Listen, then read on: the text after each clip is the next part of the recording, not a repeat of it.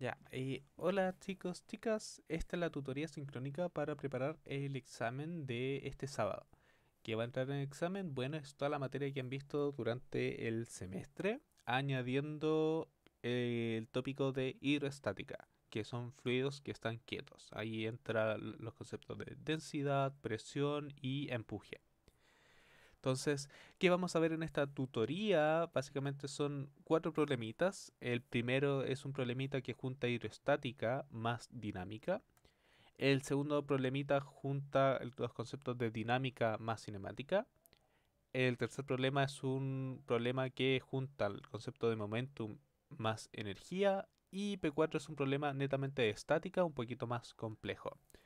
Entonces, comencemos con la P1. ¿Qué nos están diciendo? Se tiene un objeto de altura h y área transversal A compuesto por un material de densidad homogénea ρ. ¿Ya? El cubo está sujeto a un resorte de constante elástica K y largo natural L sub 0. Todo el sistema está dentro de un recipiente lleno con un líquido con densidad ρ sub F hasta una altura h. ¿Cómo se muestra la figura? Entonces, en la parte A nos piden determine la posición de equilibrio del objeto con respecto al fondo del recipiente. Y en la parte B nos dice determine qué densidad debe tener el objeto para que en equilibrio flote semi-sumergido justo hasta la mitad y comentar los casos con respecto a la constante L sub 0. Ya. Entonces, ¿qué tenemos en la P1? Tenemos nuestro sistema, nuestra masita que tiene una densidad ρ y que se encuentra flotando, ¿cierto? Y está atado a un resorte. Acá L sub 0 y el líquido está hasta en altura H. Entonces en la parte A que nos están pidiendo la posición de equilibrio, ¿cierto?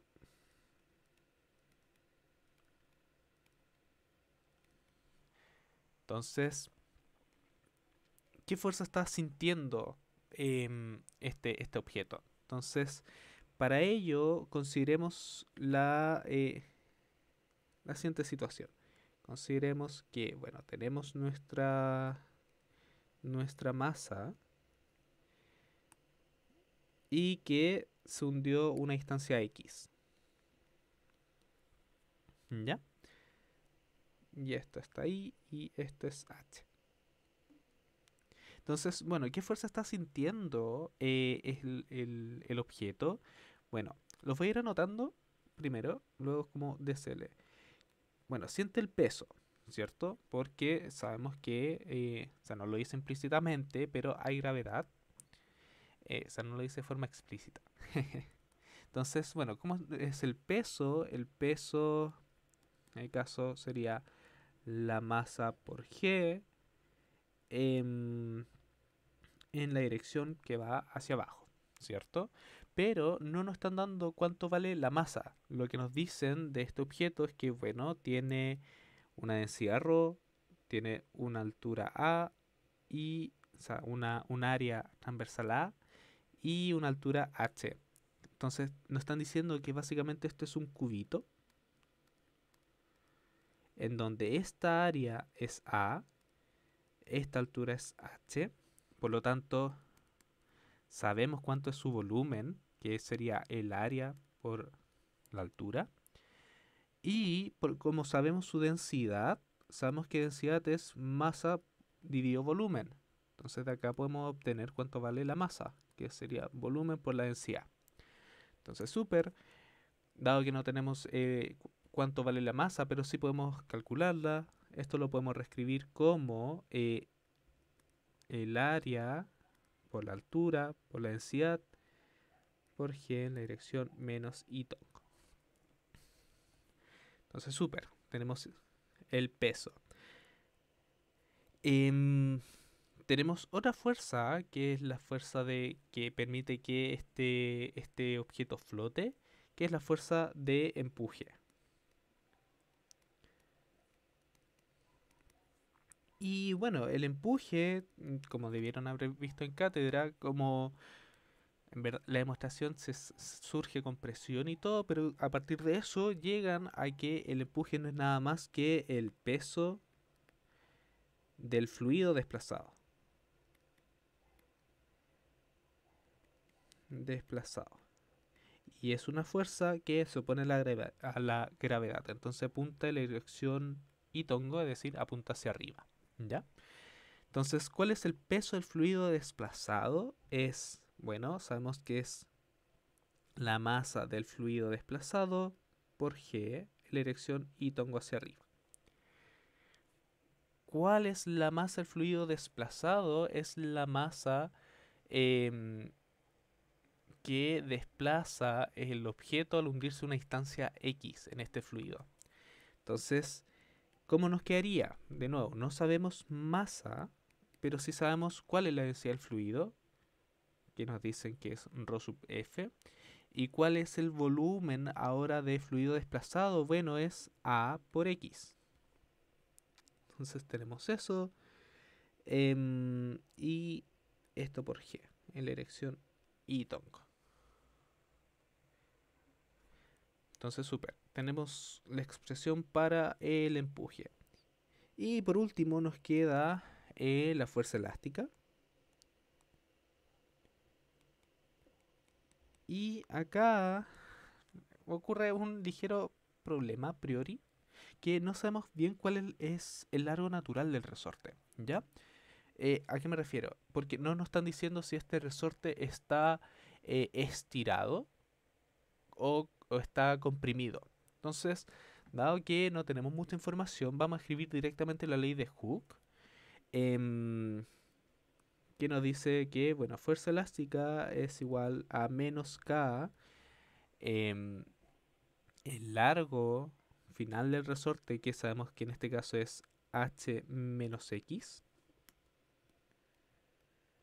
H menos X menos el largo natural.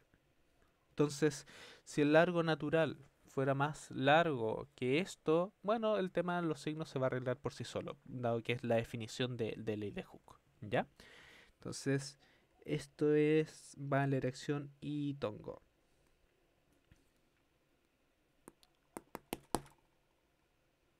Denme un segundo.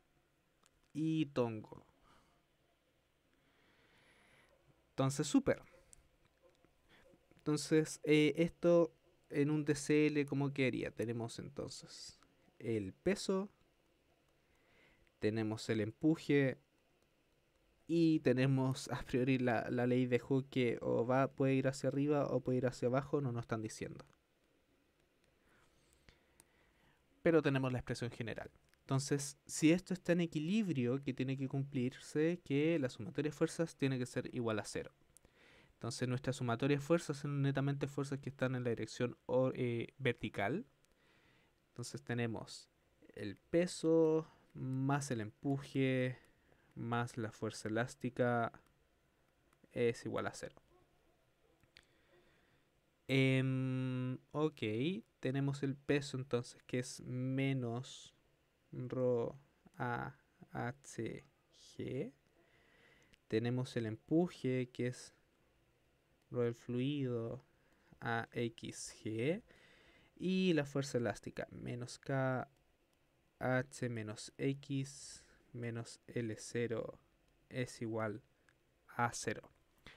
Entonces, ¿qué nos quedaría ahora? Simplemente es despejar cuánto vale X, determinando así cuánto se está hundiendo el objeto. Em, entonces voy a seguir acá. Podemos factorizar por X, donde nos aparece ρ del fluido a G más K más K. Y bueno, todo lo que no tenga X lo voy a pasar al otro lado de la igualdad. Entonces nos va a quedar rho AHG más KH menos L0. Entonces, súper. De acá podemos despejar cuánto vale X. X es igual a rho AHG más KH menos L0. Todo esto dividido por rho final AG más K. Entonces, súper. Sabemos ahora cuánto se hunde este objeto. pero lo que nos están preguntando cuál es la posición de equilibrio con respecto al fondo. Entonces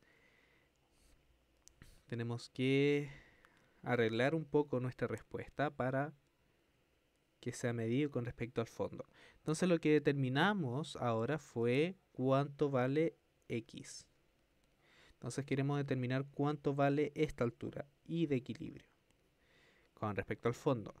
Y sabiendo que es la altura del fluido está a una altura h.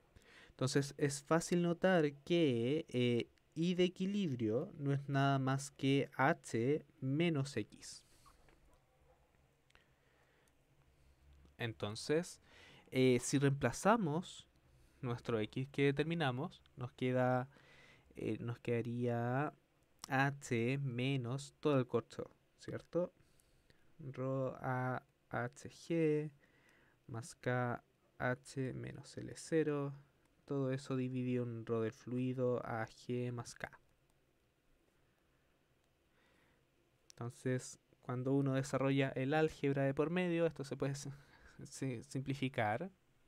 Nos quedaría rho del fluido h menos rho h más k L0, todo esto dividido en rho al g más k.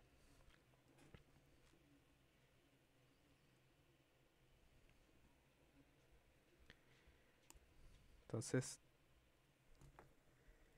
nos quedaría esa expresión. Y con eso estaríamos respondiendo la parte A. Luego la parte B nos dicen lo siguiente. Nos preguntan cuánto debe ser la densidad del objeto para que el objeto se encuentre flotando hasta la mitad. Entonces, para que en específico x sea igual a h medios. Lo que se hunda del objeto tiene que ser la mitad de este. Entonces, nosotros ya encontramos una expresión para saber cuánto se hunde, que es esta expresión, la voy a llamar estrella. Entonces nos están diciendo, bueno, tomemos estrella en donde x es igual a h medios. Entonces nos va a quedar h medios es igual a rho a hg más k h menos L0 dividido en rho del fluido a g más k.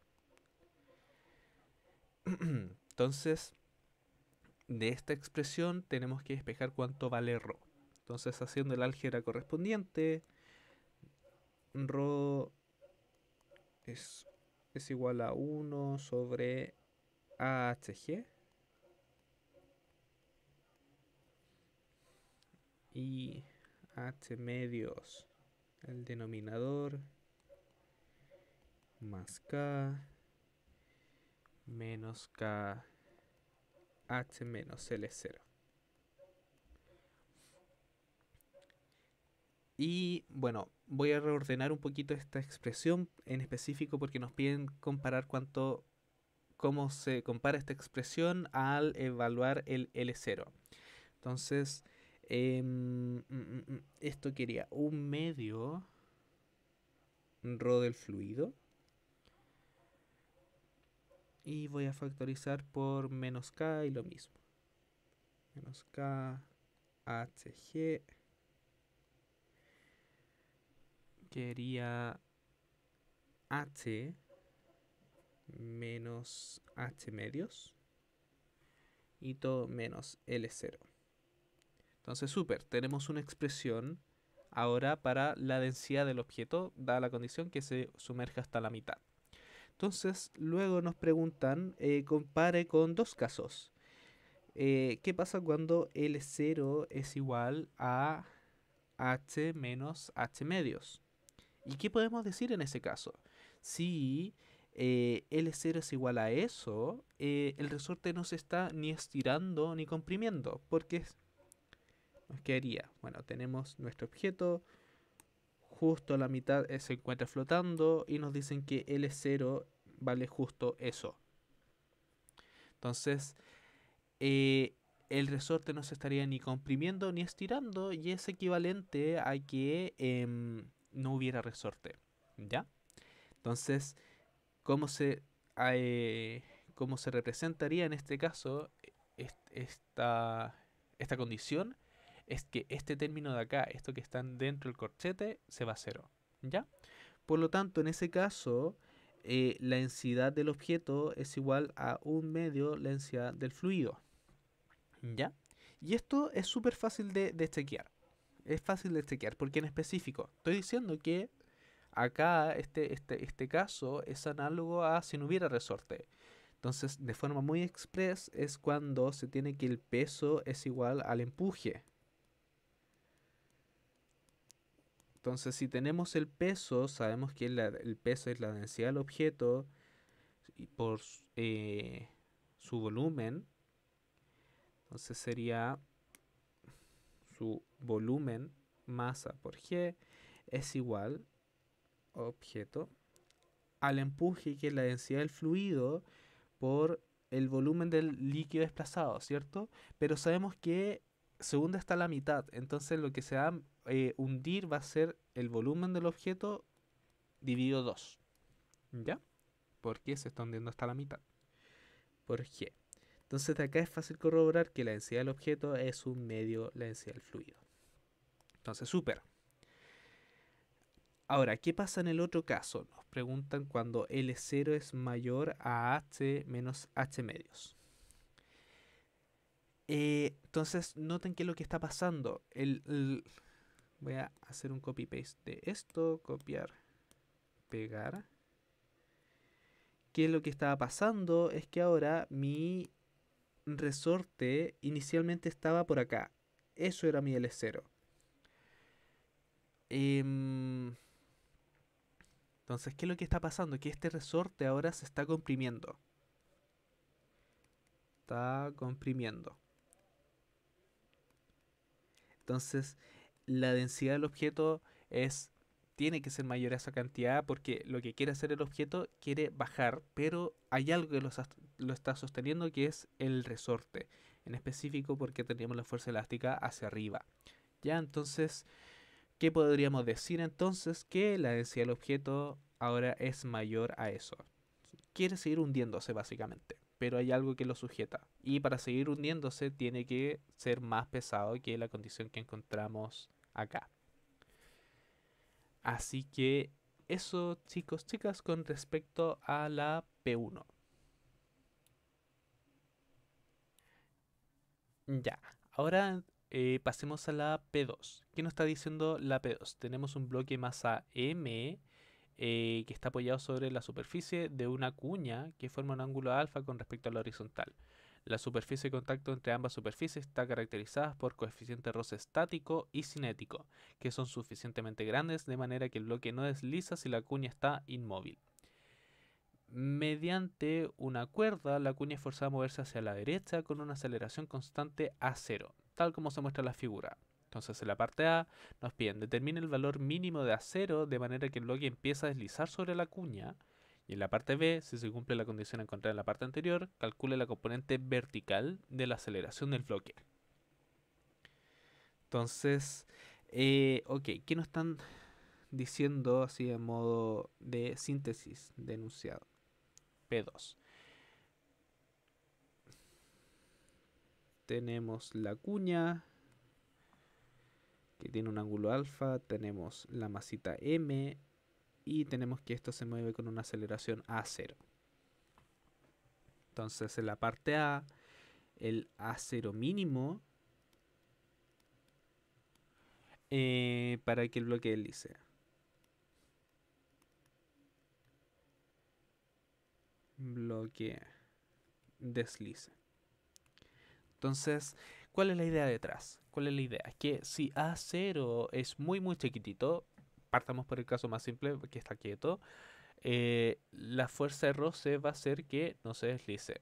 Entonces, si A0 ahora es un poquito más grande, esto se va a comenzar a mover, pero M podría seguir estando estático. Va a haber un punto muy grande en que si la aceleración es muy grande, M va a comenzar a caer. Entonces, L- con eso en mente, ¿cuál es nuestra idea previa? Em, que A0, ahí sí, A0 debe ser capaz de romper, por así decirlo, el caso estático. ¿Y cómo puede romper esto estático? Bueno, recordemos que que está sujetando básicamente a la masita M, que no es lice, es la fuerza roce. ¿Ya? Y bueno, recordemos cómo actúa la fuerza roce. Entonces, fuerza roce comparado a alguna fuerza, lo que hace la fuerza roce es tener un comportamiento lineal y dado un punto, después un comportamiento constante. Donde acá tenemos el caso estático, ¿cierto? Y por otro lado tenemos el caso cinético. Entonces, para romper el caso estático, tenemos que evaluarnos ahí, dado que un ligero empujoncito va a hacer que esta masita deslice. ¿Y qué pasaba en este pic? Es que ese pic, la fuerza de roce es igual a mu estático por la normal, ¿cierto? Em, entonces, súper. Ahora, antes de desarrollar la segunda ley de Newton a través del DCL, notemos lo siguiente, que en el caso estático, inicialmente, porque inicialmente, en el caso estático, sabemos cuánto es la aceleración de la masita m, ¿ya? Entonces, la masita m tiene que ir con la misma aceleración que la cuña, ¿ya? Entonces, en el caso estático, m va con la misma aceleración que la cuña. Entonces, ¿qué estoy diciendo acá? Que la aceleración de m también tiene que ir a cero en X tongo. ¿Ya? Eso es básicamente porque la cuña acá, perdón, la masita M está quieta con respecto a la cuña. ¿Ya? En caso contrario, se estaría deslizando, se estaría moviendo de forma distinta. Entonces, dicho eso, armemos nuestro DCL de la masita. ¿Qué fuerzas están actuando? Entonces, recordando que la cuña va por acá.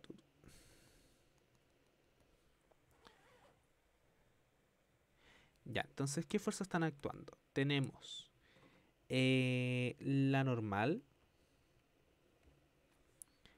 tenemos también el peso de esta masita, mg, y tenemos la fuerza de roce. Ahora, la fuerza de roce, ¿qué es lo que está haciendo? Está evitando que esta masa deslice hacia abajo. ¿Ya? Por lo tanto, la única forma de sujetar esta masita, es que la fuerza de roce tiene que apuntar en esta dirección. Sabemos que la fuerza de roce es paralela a la superficie de contacto, entonces puede ir hacia allá o hacia allá. Pero no puede ir en este sentido, dado que eso significaría mover la masita hacia abajo, cosa que no queremos. Ahora, dicho eso, tenemos que darnos un buen sistema de referencia. Y en específico, como sabemos que la aceleración es completamente horizontal, voy a escoger un sistema usual. ¿Ya? Entonces, voy a definir acá X tongo y hacia arriba Y tongo. Los sistemas usuales. Entonces, si acá teníamos un ángulo alfa, acá tenemos un ángulo alfa, y como la normal y la fuerza roce son perpendiculares, perdón, el ángulo alfa se repite ahí también.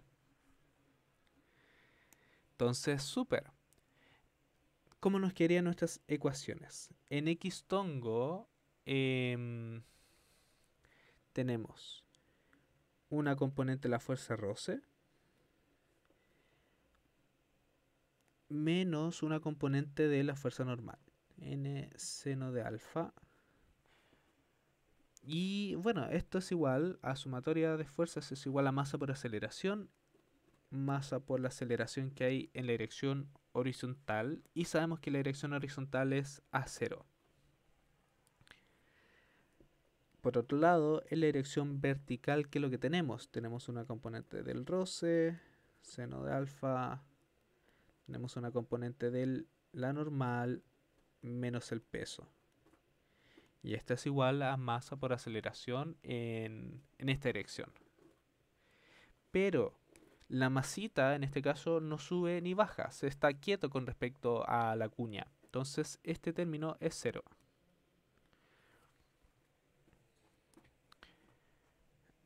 Entonces, tenemos que determinar cuánto vale A0, ¿cierto? Y A0 va a salir de esta ecuación. Pero no sabemos cuánto vale la fuerza de roce y cuánto vale la normal, ¿ya? Entonces, ¿qué podemos hacer? Bueno, es comentar, o sea, como había comentado anteriormente, que la fuerza de roce, en el caso crítico, tiene un comportamiento en específico y que cumple que es igual a mu estático por la normal. Entonces, si estas ecuaciones yo las llamo 1, 2, podemos manipular estas expresiones. En específico, si reemplazamos esto en 2, ¿qué nos va a quedar?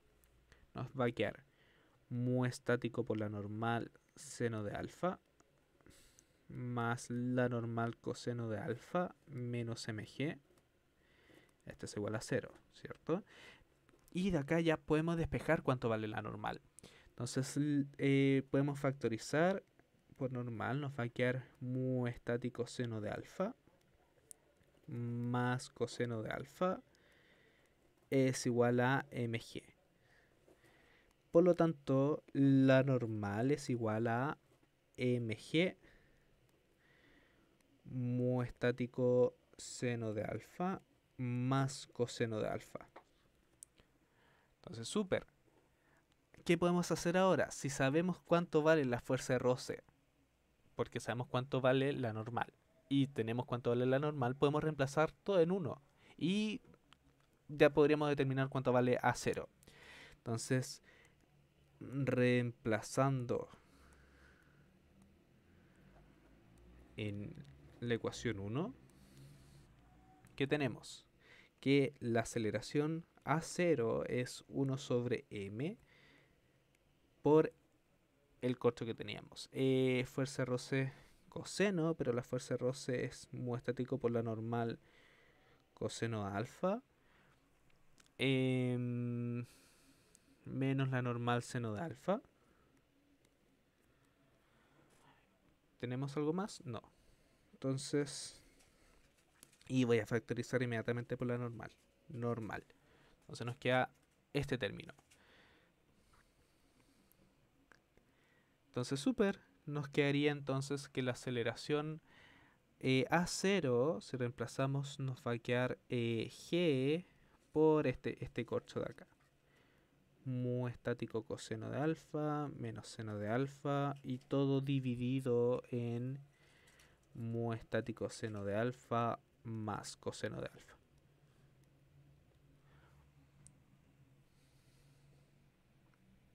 Y esa sería la expresión que estamos buscando. Por lo tanto, esa sería nuestra aceleración mínima para que el bloque comience a deslizar. Entonces, una aceleración mayor a este término, 0 coseno de alfa menos seno de alfa, implicaría que nuestro bloque de masita m deslice sí o sí. Seno de alfa, el bloque va a comenzar a deslizar.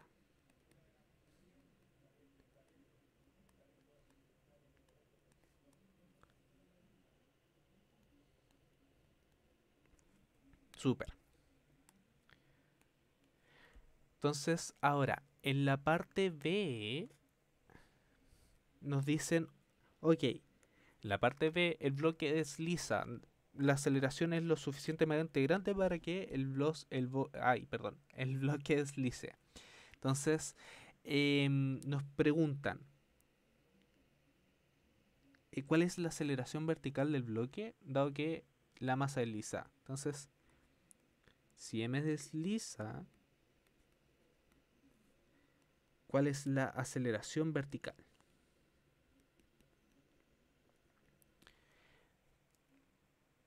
Entonces, ¿qué es lo que va a pasar ahora?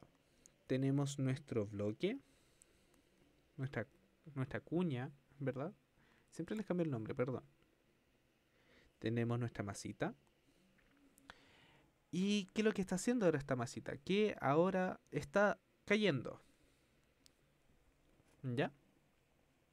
Entonces, ¿qué es lo que va a ocurrir? ¿Cuál es la dificultad ahora? Que como cae, notemos que la aceleración ya no va a ser igual a la aceleración.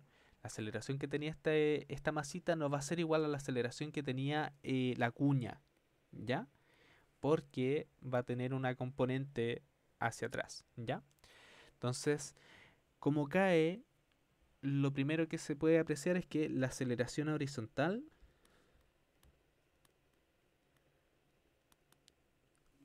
ya no es a cero y la aceleración vertical no es nula porque está apareciendo, se está moviendo hacia abajo, ¿ya? Entonces, ¿cómo podríamos relacionar esto, estas aceleraciones? Una forma que me resultó fácil a mí es recordar movimiento relativo. Movimiento relativo, ¿ya? Y en verdad es más bien cómo se usa la ecuación de movimiento relativo. Entonces consideremos un observador que está quieto, llamémoslo S, que está viendo este movimiento de la masita. Entonces, que la masita estaba inicialmente ahí. Entonces, supongamos que esto es R, esto es lo que mide la cuña, siendo S' la cuña, y eso sería lo que mide R, alguien externo. Entonces, por suma de vectores, podemos decir que lo que mide esta persona externa es igual a R más lo que pase en la cuña. Entonces, si tenemos esta relación, también se cumplen para las velocidades. La velocidad de la cuña más la velocidad de la masita en la cuña. Y de acá también podríamos seguir haciendo esta relación para las aceleraciones. La aceleración que mide alguien quieto es igual a la aceleración de la cuña más la aceleración que se tiene en la misma cuña. Entonces, de acá sabemos cuál es la aceleración de la cuña. Sabemos que es A0 en X. Nos quería entonces determinar cuánto vale este S'. Pero es fácil obtenerlo. Notemos lo siguiente. Según la cuña, ¿qué es lo que está haciendo el bloque? Se está deslizando, ¿cierto? Y esto tiene un ángulo alfa. Entonces, ¿cómo va a ser la aceleración que mide esto? Va a ser la aceleración que mide S', es decir, la cuña, es esta aceleración más esa aceleración. Cuánto baja y cuánto se está moviendo hacia atrás. Entonces eso lo voy a llamar AI' y AX'. Entonces, de acá nos quería entonces prima, que es igual a menos la aceleración X' en X tongo, la dirección horizontal, menos una aceleración I' en Y tongo. Ya, entonces acá parece que no he dicho nada nuevo. ¿Ya? Y estoy introduciendo en verdad como dos incógnitas. Pero recordemos que nos están preguntando por la aceleración vertical. Entonces, reescribamos esto en donde esté solamente la aceleración vertical. ¿Ya? Entonces notemos que por geometría acá hay un ángulo alfa, ¿cierto? Entonces el AX' lo podemos reescribir con trigonometría. Ya entonces, si hacemos tangente de alfa es igual a I' sobre AX'. Entonces, AX' es igual a la aceleración vertical dividido en la tangente de alfa. Entonces de acá podemos reescribir que la aceleración a S' es menos la aceleración vertical que estamos buscando en la dirección X tongo menos AI' en la dirección vertical. Entonces súper. ¿Cuál entonces es la aceleración total del bloque? Entonces la aceleración del bloque es este bicho que habíamos mencionado anteriormente, sería A0 en X tongo más la aceleración a S', ¿cierto? Donde ahora tenemos cuánto vale este término. AI' tangente de alfa, X tongo menos AI' en Y tongo. Entonces tenemos una aceleración vertical, notemos que una aceleración horizontal, perdón, que es distinta a cero porque tenemos este nuevo término apareciendo por acá y tenemos efectivamente una aceleración vertical. Entonces, dicho eso, armemos nuestro DCL. Entonces, si armamos nuestro DCL, no sé por qué no aparecen los puntos ahora. Ahí sí. Ya, cosas de la aplicación. Ya, entonces armemos nuestro DCL. Tenemos nuestra masita.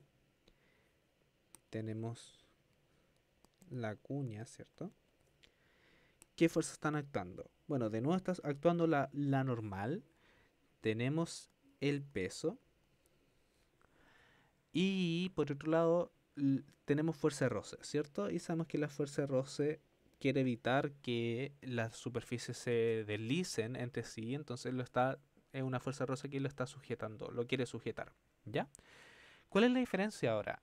Que este objeto se está deslizando, entonces esta fuerza de roce ya no es fuerza de roce estática, sino que es fuerza de roce cinética.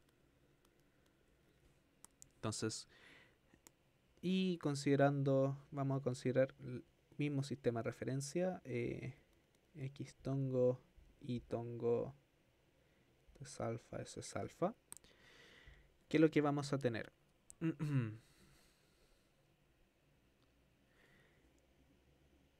Ya, en X tongo tenemos la misma expresión que habíamos obtenido antes, una componente del peso menos una componente de la normal,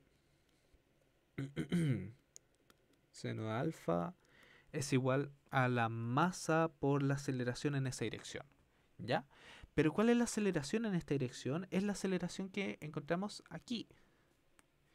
Entonces esto sería masa a 0 menos AI' tangente de alfa.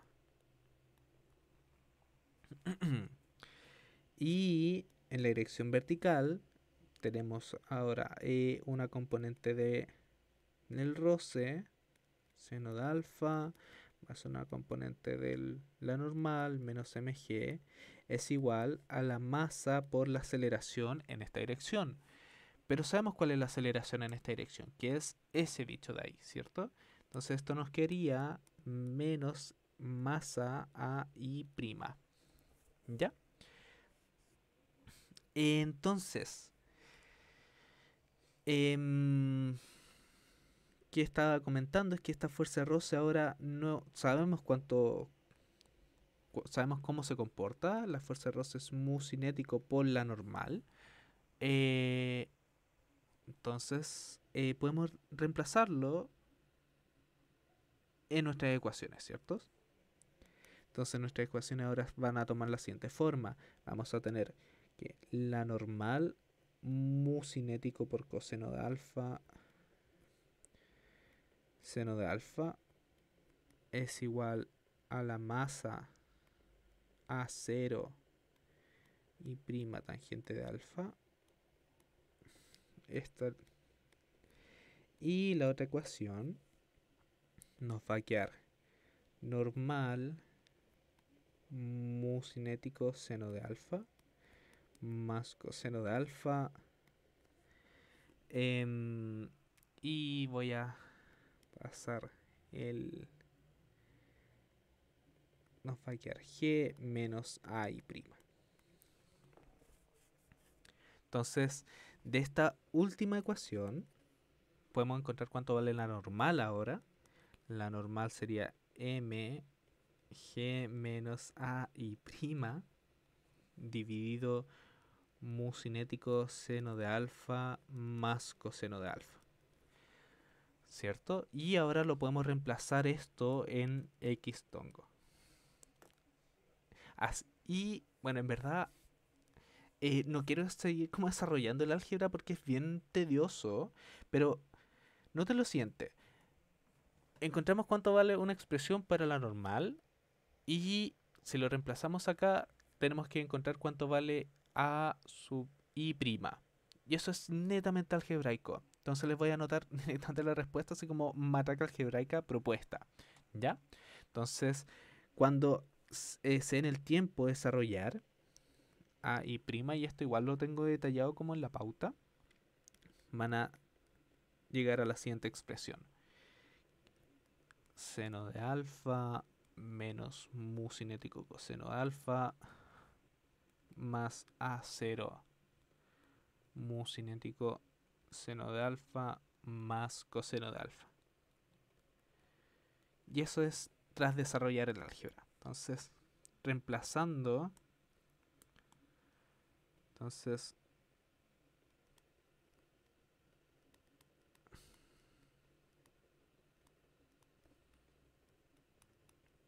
en x tongo ya se puede despejar. Despejar a y prima. Y eso es netamente algebraico. Así que eso con respecto a la P2 es un poquito más complejo en el sentido cuando el objeto comienza a deslizar, ¿ya? Pero es nada más que jugar bien con los vectores y encontrar la relación trigonométrica entre ellos. Así que eso con respecto a la P2. Ya, sigamos entonces con la P3. ¿Qué nos están diciendo? Tenemos un dispositivo explosivo. Ay, un dispositivo explosivo de masa total m se introduce en un aparato para medir la energía de la explosión. El aparato tiene dos resortes de largo natural L0 y con constantes elásticas K1 y K2. Al activar el explosivo, este se divide en dos como se muestra en la figura. ¿Ya?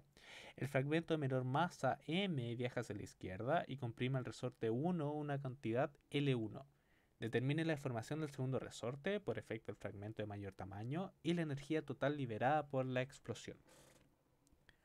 Entonces, en síntesis, esto es P3. ¿Qué nos están diciendo? Tenemos este dispositivo con dos resortes,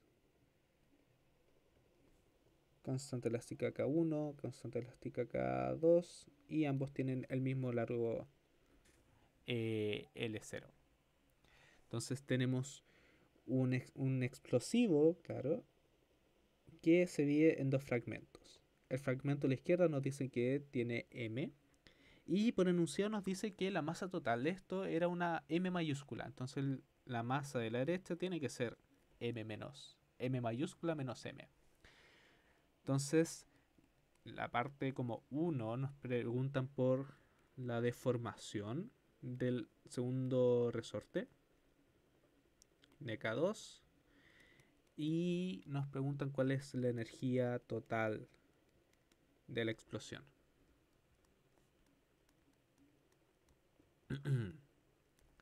Ya. Entonces, ¿cuál es la idea? ¿Cuál es la idea? Notemos lo siguiente. que esta explosión, tenemos este objeto y explota, ¿cierto? La explosión como tal es una fuerza interna, ¿ya? Y al ser una fuerza interna, podemos hacer algo interesante que conservar el momentum al momento de la explosión. Entonces vamos a ver con qué velocidad sale hacia acá, con qué velocidad sale hacia allá. Y bueno, no actúa ningún otro tipo de fuerza, nos están diciendo si actúa fuerzas no conservativas, por lo tanto la energía total se va a conservar, ¿ya? Y en específico, una vez que la masita M empieza a viajar, no sabe nada de esta otra masa, acá la energía se va a conservar y acá la energía también se va a conservar. Por lo tanto, es un problema netamente como unir toda esa información. Entonces, ¿qué estaba comentando? Em,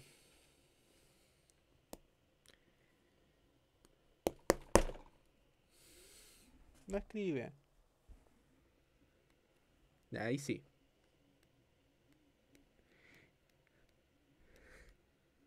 Ya, la explosión es una fuerza interna.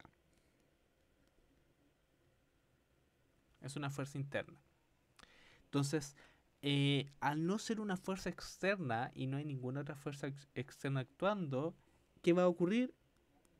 Que el momentum se conserva.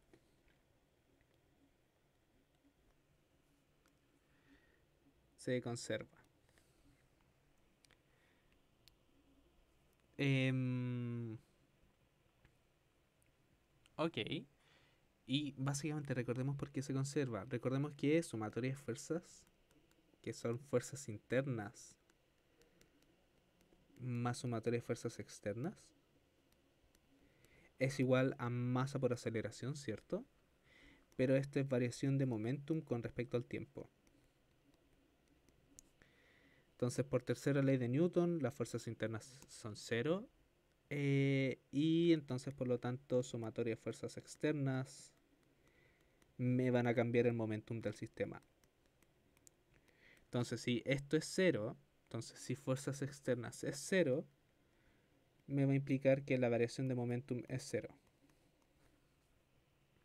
Entonces, por eso siempre decimos que cuando no actúan fuerzas externas, el momentum se conserva. ¿Ya? Entonces, ¿cuál es nuestro momentum inicial? Esto parte en reposo, así que nuestro momentum inicial es cero. Recordemos que es masa por velocidad y si está en la velocidad cero, va el momentum cero. ¿Cuál es el momentum final? Ya, notemos que un objeto va a ir hacia la izquierda y otro a la derecha. Voy a definir así a la derecha positivo, entonces vamos a tener menos m, la velocidad de m, más la otra masita por la velocidad de...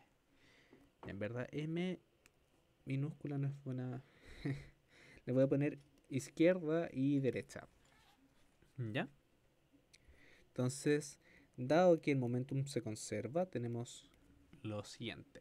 Que 0 es igual a menos m de i más m menos m de derecha. ¿Cierto? Entonces de acá podemos despejar cuánto vale la velocidad de la derecha. Entonces nos va a quedar m menos m velocidad de la izquierda. Entonces acá tenemos una expresión importante, bueno, de cómo se relacionan las velocidades. Entonces, ahora, algo que estaba comentando también es que tras la explosión no están actuando fuerzas no conservativas. Más, no nos comentan nada con respecto a ninguna fuerza después. Entonces, en específico, en estos tramos no actúan fuerzas no conservativas. No tenemos fuerzas que nos quiten energía cuando realizan trabajo. Entonces, ¿qué podemos decir con respecto a la energía? Es que, entonces, que la energía se conserva. Entonces, tenemos que ocurre la explosión, ¿cierto? Entonces, ya, la energía como un todo no tiene dónde perderse. Ahora, notemos también que la energía, por así decirlo, de la izquierda siempre se va a conservar. No hay nada que me quite energía por este lado y tampoco la energía por este otro lado. Entonces, la energía total, que es la energía de la explosión, va a ser la energía que ocurre, por así decirlo, o que tenemos en la región izquierda, más la región de la derecha. ¿Ya? Donde cada una de la derecha son constantes. No hay pérdida de energía. Entonces, ok, veamos qué ocurre en la izquierda. En la izquierda, ¿cuál es mi energía inicial? Mi energía inicial es la velocidad o la energía cinética que tengo gracias a la rapidez de la masita m.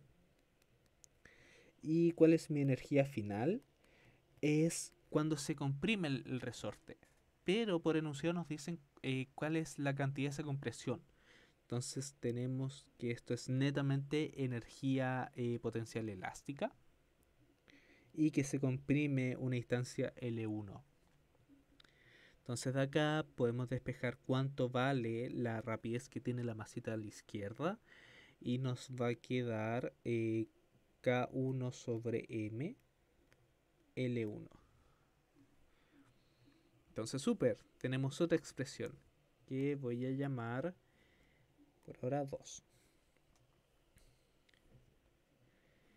Y haciendo lo mismo en la región de la derecha, la energía inicial es, bueno, la energía cinética, m menos m, la rapidez que tengo a la derecha al cuadrado, y mi energía final es cuánto se comprime el resorte, pero lo que nos están preguntando es determinar esa compresión. Entonces voy a llamar así, la compresión del resorte 2. Entonces, como estas energías son iguales, podemos despejar cuánto vale esta deformación del resorte. Entonces nos va a quedar la raíz de m menos m dividido k2 por la rapidez de la derecha. ¿Ya? Pero la rapidez de la derecha la conocemos. Por la ecuación 1 sabemos cómo se relacionan con las masas y la rapidez de la izquierda. Entonces nos va a quedar este término m menos m k2 por la rapidez de la derecha m menos m rapidez de la izquierda. Sí, eso es por la ecuación 1. Y bueno, por la ecuación 2 sabemos cuánto vale la rapidez de la izquierda. Entonces, este término de acá, entonces la deformación del resorte 2 es m menos m k2 m menos m la raíz de k1 sobre m por L1. Entonces, juntando las raíces correspondientes, ¿cómo nos va a quedar esto de acá? Nos va a quedar K1 sobre K2, M menos M. Y racionalizando, nos queda esa expresión. Entonces, súper. Tenemos cuánto se comprime el resorte 2. Entonces, ¿qué nos falta responder ahora? ¿Cuál es la energía total liberada por la explosión? Y la energía total liberada, simplemente saber cuánto se comprimieron los resortes. O también, si quieren, la energía cinética instantánea que tenía la masa a la izquierda y la masa a la derecha. Pero como se conserva la energía, podemos ver inmediatamente qué pasa con los resortes. Entonces nos queda un medio K1, la deformación del resorte 1, más un medio K2, lo que se formó el resorte 2. ¿Ya? Entonces nos quedaría ahora K1 L1 al cuadrado más un medio K2 por lo que encontramos. K1 K2 M menos M L1 al cuadrado. Entonces de acá podemos despejar cuánto vale, o sea, podemos factorizar por K1 L1 al cuadrado 1 más m menos m.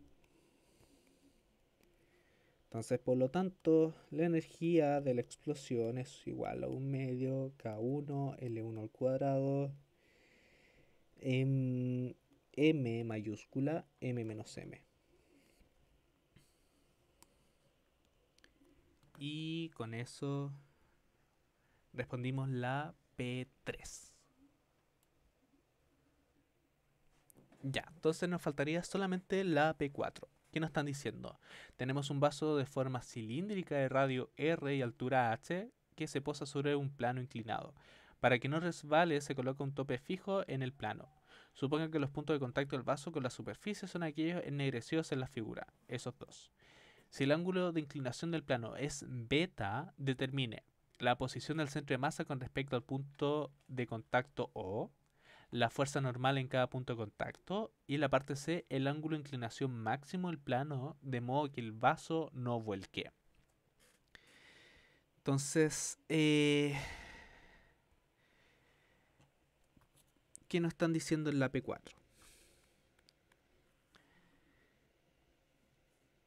Tenemos eso, tenemos nuestros puntos de contacto del vaso, y que este vaso es un cilindro. Un vaso verde. ¿Ya? En específico, tiene forma cilíndrica, ¿ya?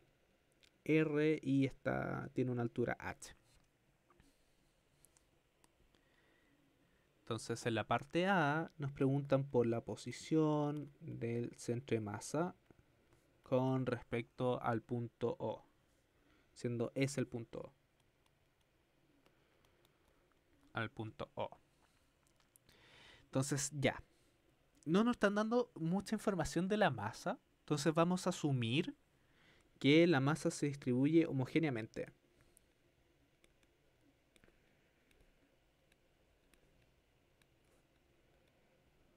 Homogéneamente. ¿A qué me refiero con eso? Es que si sacamos un pedacito de vaso de cualquier parte y del mismo tamaño, va a tener la misma masa. ¿Ya? Eso quiere decir que la densidad es constante. Entonces, ya. Este vaso sabemos. Ya, bueno, que un vaso es algo de ese estilo. En este caso es una aproximación que un cilindro. En específico, notemos que no tiene tapa. ¿Ya? Si tuviera tapa, esto sería un cilindro súper simétrico. Sería, claro, simétrico. Y aparte, como es homogéneo, el centro de masa se encuentra en medio, ¿cierto? Pero dado que no tiene tapa, en específico tenemos más masita debido a la base del vaso, el centro de masa va a estar más abajo. ¿Cómo podríamos determinar el centro de masa de este objeto? Entonces podemos pensarlo de este vaso como la unión de dos objetos que sí son simétricos. Entonces, pensemos el vaso como la unión de dos objetos que sí son simétricos. En específico, son dos superficies. Superficies que son simétricas. ¿Y cuáles son estas superficies? Bueno, voy a llamar al manto y la base. Entonces el manto me refiero al vaso sin la base y la base es la base donde se apoya. Entonces, ¿qué podemos decir de el manto?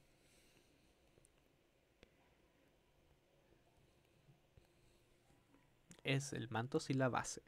¿Qué podemos decir de su centro de masa? El manto es un objeto simétrico, por lo tanto, el centro de masa, aparte de encontrarse en el medio, en el eje, se encuentra a la mitad de altura. Entonces, si, como nos dicen, que esto está en altura, el manto tiene una altura h, el centro de masa se encuentra a una altura h medios. Entonces, si consideramos, bueno, el centro, el eje de este manto en el centro, esto igual a 0, ¿dónde se va a ubicar el centro de masa de este objeto? Bueno, la ubicación del centro de masa, dado este sistema de referencia, voy a usar también X tongo y tongo usuales. Se quería en el centro, es decir, en 0 en X, más una altura h medios en Y. Entonces, súper. Sabemos cuánto es el centro de masa del manto. Ahora de la base. ¿Qué podemos decir de la base? Bueno, la base es una circunferencia, ¿cierto? Entonces, también tomando x igual a 0 en el centro de esta circunferencia igual a 0. ¿Qué podemos decir del centro de masa? La base es una circunferencia, es simétrica. Entonces, también se va a estar ubicado, el centro de masa se encuentra en el centro de esto. Entonces, dado este sistema de referencia, la ubicación del centro de masa es igual en el punto, en el origen, dado como yo lo estoy definiendo por ahora. Entonces, súper.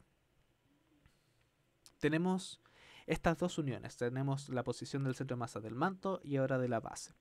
Entonces encontremos el centro de masa del objeto como un todo, ¿ya? Entonces, para ello, consideremos lo siguiente.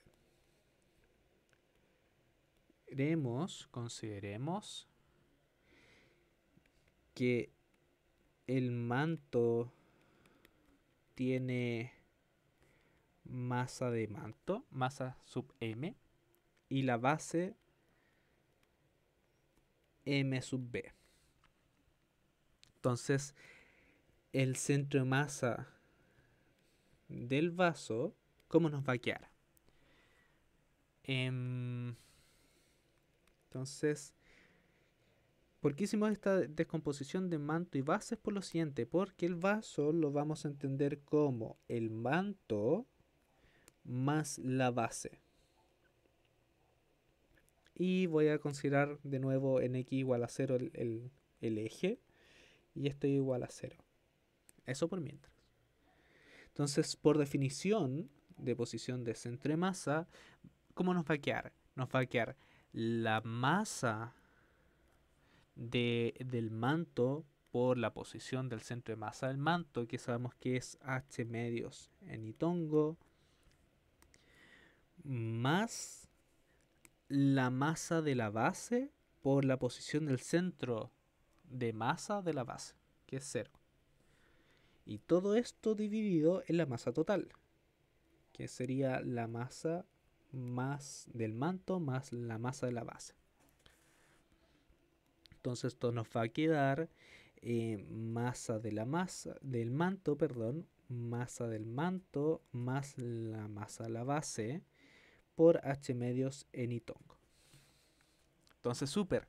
Noten lo siguiente. O sea, si el objeto hubiera sido simétrico, hubiéramos tenido una base acá, una otra base del mismo tipo, este término sería 1, entonces el centro de masa se encontraría en el centro.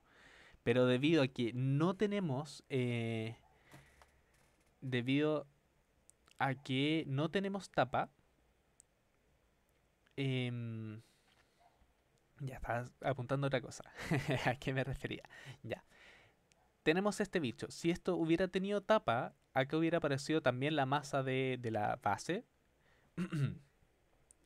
a otra altura y sería un bicho netamente simétrico. Entonces este término debería irse a 1 y se debería mantener el h medios. ¿Ya? Em, comento eso. Ya. Entonces, ¿cuál es nuestro problema? ¿Cuál es nuestro problema? Es que no sabemos cómo son las masas. Entonces, ¿qué podríamos hacer? Entonces, como el vaso es homogéneo, o lo asumimos homogéneo,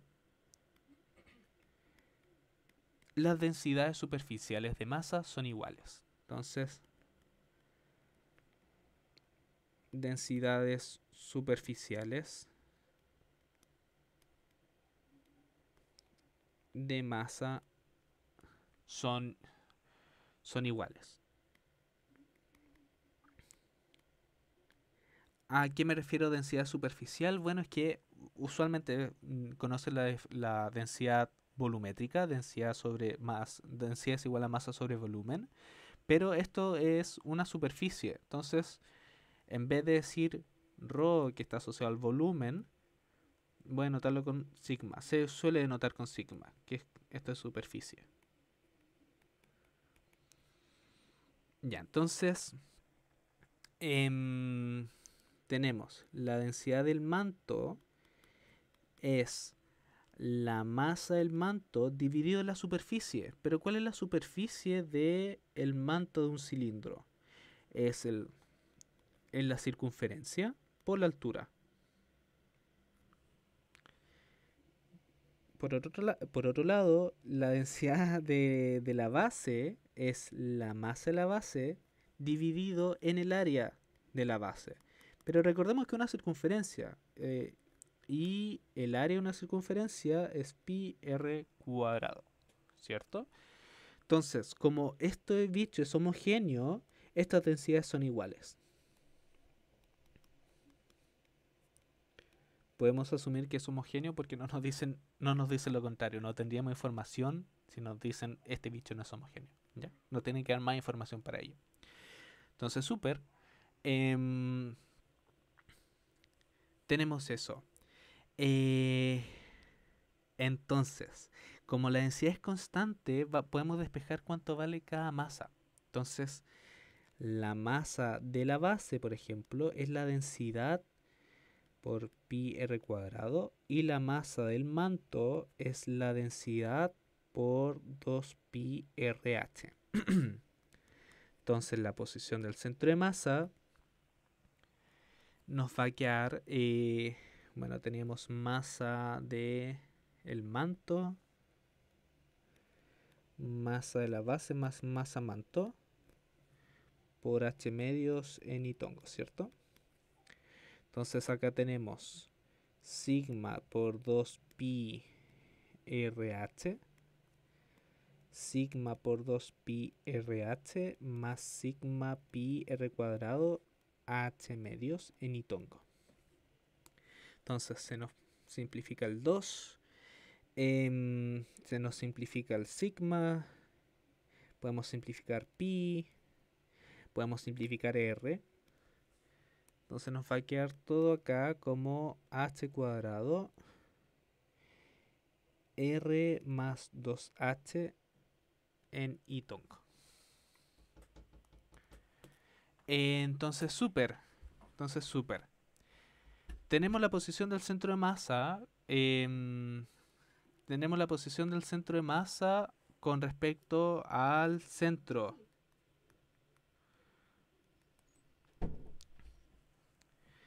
Pero nos piden el centro de masa con respecto al punto de apoyo. Entonces, nos piden al centro de masa con respecto al punto O.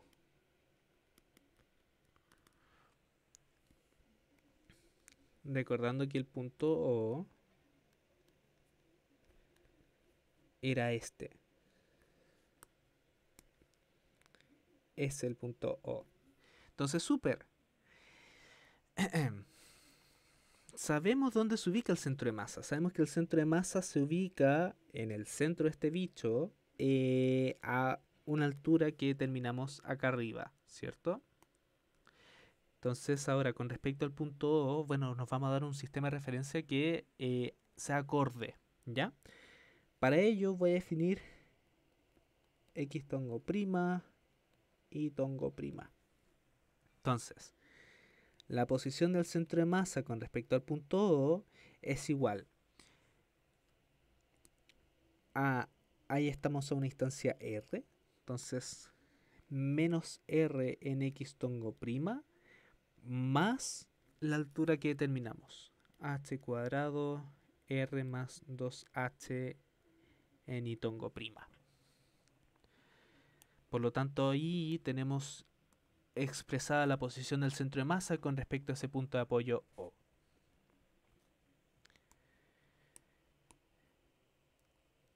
Ahora, en la parte B, nos piden la fuerza normal en cada punto de contacto.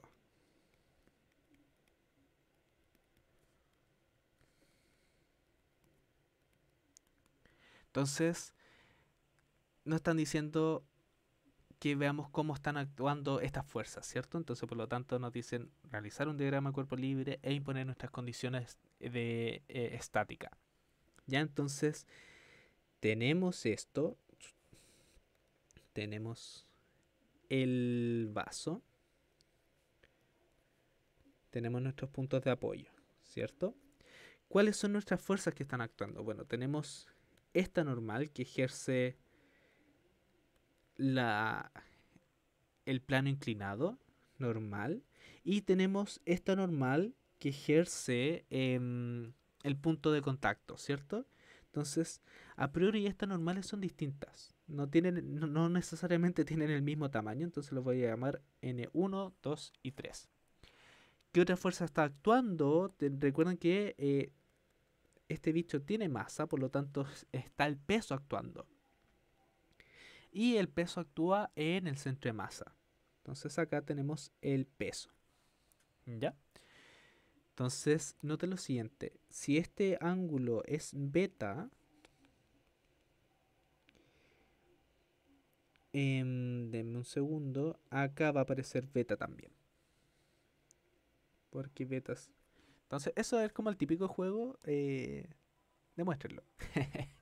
Entonces, ya. ¿Cómo nos va a quedar esto? Antes de hacer la sumatoria de fuerzas, voy a anotar los vectores. Ya el vector n1 es un vector que, y voy a usar el sistema de referencia inclinado, y tongo prima, x tongo prima, es un vector que apunta hacia la diagonal izquierda, ¿cierto? Entonces, menos en esta dirección. La normal 2 es un vector que apunta hacia arriba según el plano inclinado, ¿cierto? Y la normal 3, lo mismo. ¿Por qué hago esto? Porque el peso toma la siguiente forma. El peso, según el sistema de referencia usual, es un vector que apunta hacia abajo, ¿cierto?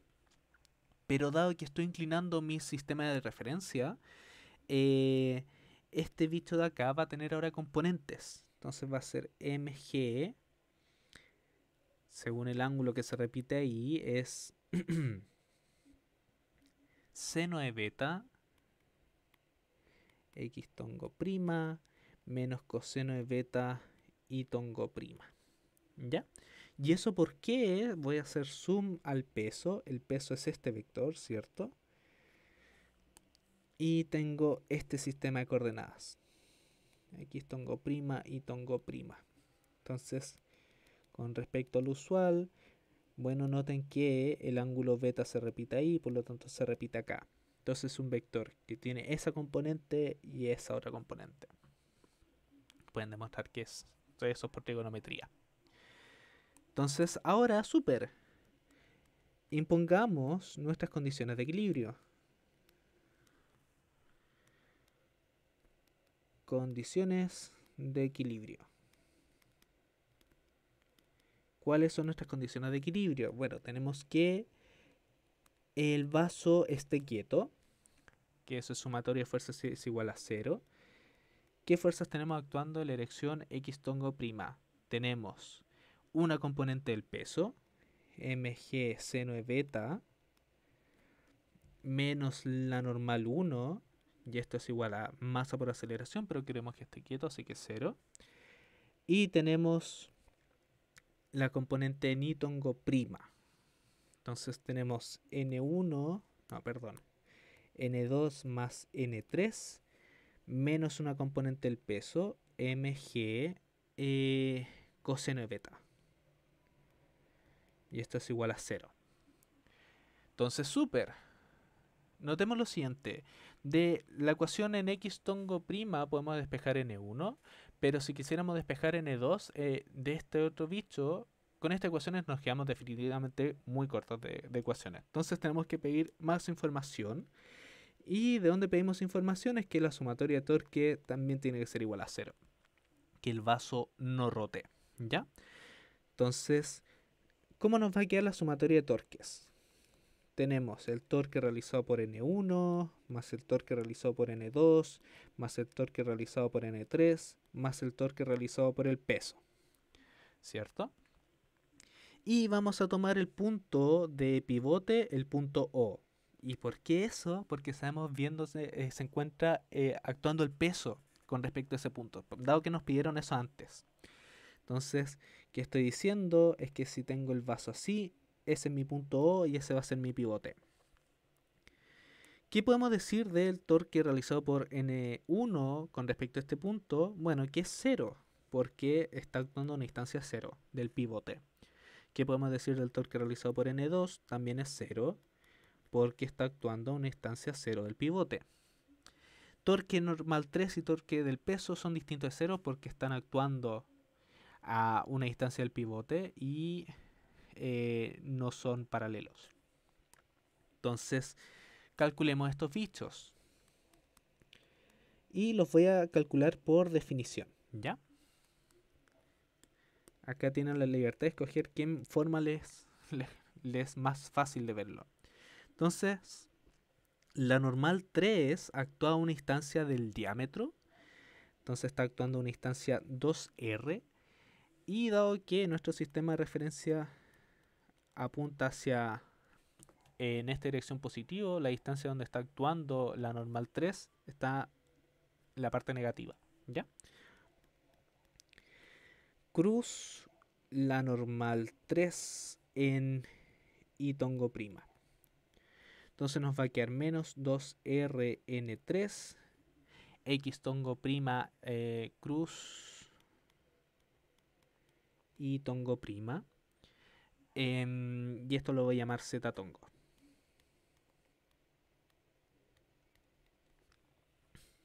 Por otro lado, el torque realizado por el peso, ¿cómo nos va a quedar? ¿Dónde está actuando el peso? Actúa en el centro de masa con respecto al punto O. Cruz el peso. Cruz el peso. ¿Cuál es la posición del centro de masa? Bueno, lo calculamos en la parte A, la parte anterior. Entonces habíamos dicho que era este término, más h cuadrado, 2h más r en y tongo, prima, prima. Cruz el peso, que el peso tal cual como les había comentado, debido a este cambio de coordenadas, se representa de forma distinta, ligeramente distinta. Entonces nos queda mg seno de beta en x tongo prima menos mg seno coseno de beta y tongo prima. Entonces, haciendo los productos cruces correspondientes, me voy a adelantar cuáles. Voy a evitar quienes x tongo prima, cruz x tongo prima me da 0. No los voy a escribir. Entonces me va a quedar lo siguiente. Y distribuyendo, pero no conmutando. Eso es muy importante. Coseno de beta, x tongo prima, cruz y tongo prima. Más mg h cuadrado h más r seno de beta y tongo prima cruz x tongo prima. Entonces esto me va a quedar mgr coseno de beta más, menos mg h cuadrado 2h más r seno de beta. Bueno, y x tongo prima cruz y tongo prima es z prima. Y prima cruz x tongo prima es menos z prima. Por eso el menos de ahí. ¿Ya? Entonces, súper. La sumatoria de torques es igual a estos dos bichos. Menos 2rn3 todo esto en la dirección z tongo, más mg r coseno de beta menos mg h cuadrado 2h más r seno de beta, y esto tiene que ser igual a 0. Entonces tenemos ahora una tercera ecuación que nos permite despejar la normal 3. Entonces, súper. De la ecuación 1 podemos despejar n1. La ecuación 2 nos da información de n2 más n3. Y la ecuación 3 tenemos cuánto vale n3. Entonces, ya. De 1 tenemos entonces que la normal 1 es igual a una componente del peso. mg, no recuerdo si era coseno seno, mg seno de beta. Entonces, súper. De la ecuación 3 tenemos que la normal 3 es igual a 1 sobre 2r. Y podemos factorizar por mg. Va a quedar r coseno de beta menos h cuadrado 2h más r seno de beta.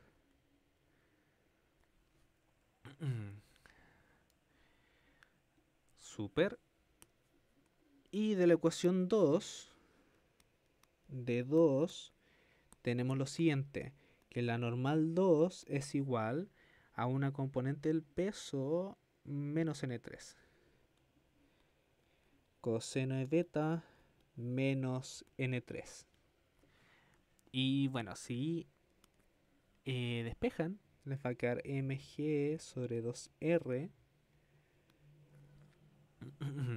r coseno de beta más 2h más r seno de beta.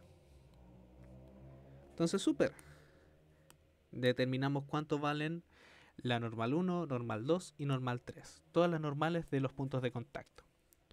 Por último, en la parte C nos preguntan cuál es el beta máximo, el ángulo máximo de inclinación, para que el vaso no vuelque. Vaso no vuelque. Entonces, súper. Para que el vaso no vuelque, ¿cuál es nuestra condición? El vaso lo que quiere hacer es, está así, cuando vuelque va a rotar. Y cuando rote, ¿qué es lo que va a pasar con este punto de contacto? En específico con la normal 3, es que el vaso se va a querer levantar de ese punto. Entonces, nuestra condición para que no vuelque es que la normal 3 tiene que ser mayor o igual a 0. Una vez igual a 0, significa que no está tocando ese punto, se está comenzando a rotar. Entonces, la normal 3, que era igual a mg 2r r coseno de beta menos h cuadrado 2h más r seno de beta, tiene que ser mayor o igual a 0. Como mg 2r es mayor a 0, lo que tiene que estar entre paréntesis tiene que ser mayor a 0. Entonces la normal, entonces r coseno de beta menos h cuadrado 2h más r seno de beta tiene que ser mayor a 0, por lo tanto se tiene que cumplir eso. De acá entonces podríamos despejar, vamos a juntar todo como tangente beta, tiene que ser menor o igual a r 2h más r dividido en h cuadrado. Y como la tangente es una función estrictamente creciente, vamos a tener que beta está acotado por la arcotangente de esta expresión. R 2h más r a h cuadrado. Por lo tanto, el máximo valor que puede tomar beta es ese bicho de ahí. La arcotangente de r 2h más r dividido en h cuadrado. Así que eso, chicos, con respecto a la P4 y con la tutoría asincrónica en general. Así que mucho éxito con el examen. Cualquier duda me van comentando. Yo estos días voy a estar un poquito muy ocupado. Pero voy a estar atento lo más que pueda. Así que eso, mucho, mucho éxito, que esté muy bien.